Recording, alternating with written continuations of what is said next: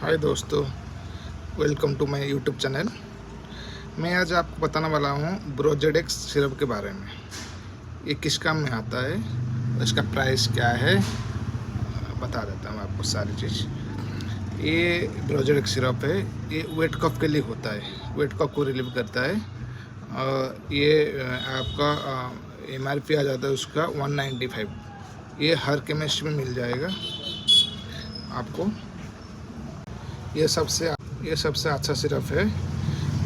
ये खांसी के लिए बहुत बेस्ट सिरप माना जाता है। ये आपका डॉक्टर रेडी कंपनी का ये है, लेबोरेटरी लिमिटेड है। फार्मेसी शॉप में मिल जाएगा आपको। ये सबसे बेस्ट और फ़ायदेमंद सिरप है। आप एक बार यूज करके देखना। Thank you.